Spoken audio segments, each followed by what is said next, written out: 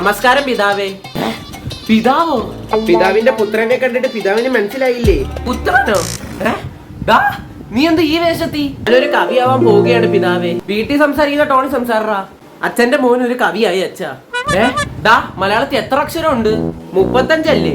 35 അപ്പൊ 25 ആയിരിക്കും. 25 അല്ലെങ്കിൽ 18 ആയിരിക്കും. മലയാളത്തിൽ എത്ര അക്ഷരം ഉണ്ടോന്ന് ചോദിച്ചാൽ ബൊബാബെ അടിക്കുന്നവനാണ് എനിക്ക് കവിത എഴുതാൻ പോകുന്നത്. എനിക്ക് കഥ എഴുതാൻ അറിയാലോ അച്ഛാ. എനിക്ക് കവിത വേറെ കഥ വേറെ ഒന്നും എനിക്കൊരു വിഷയമല്ല. നമ്മൾ എന്തോ എഴുതും. എന്റെ ദൈവമേ, ഞാൻ ഭാവി ഫേമസ് ആയ പിന്നെ അച്ഛനെ ആൾക്കാർ എന്തുമായിരിക്കും പറയുന്നത്? എന്തു പറയുന്നത്? നിന്റെ അച്ഛനില്ല പറയത്തോള്.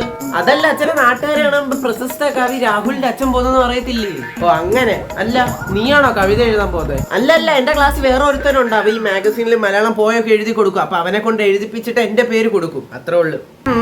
തനി രാവണം 10 തലയാ. Hello. By.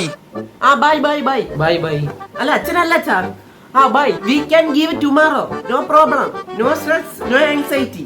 Tomorrow give. No problem. Tomorrow or മറ്റന്നാള് we can give. No fear. Okay.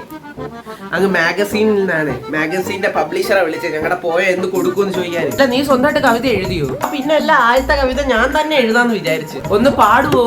കാർമേഘത്തെ പറ്റിയാണേ. പാട്. നീല ആകാശത്തെ മറയ്ക്കുന്ന കറുത്ത കാർമേഘങ്ങളെ, നിന്നെ കാണാൻ എന്തൊരു ചന്തമാണ് കാർമേഘമേ. വഴിയിലൂടെ നടക്കുന്ന മനുഷ്യരുടെ തലയിൽ വെള്ളത്തുള്ളികൾ ഇട്ടു കൊടുക്കുന്ന കാർമേഘങ്ങളെ. അതെന്തുവാ? എക്കോ. മോനെ, first impression is the best impression എന്നാണല്ലോ. അപ്പൊ നീ ആ കവിത എഴുതാതെ മറ്റേ അവനെ കൊണ്ട് എഴുതിപ്പിക്കുന്നതല്ലേ എന്തും കൊണ്ട് നല്ലത്. ഓ അച്ഛ, ശരി.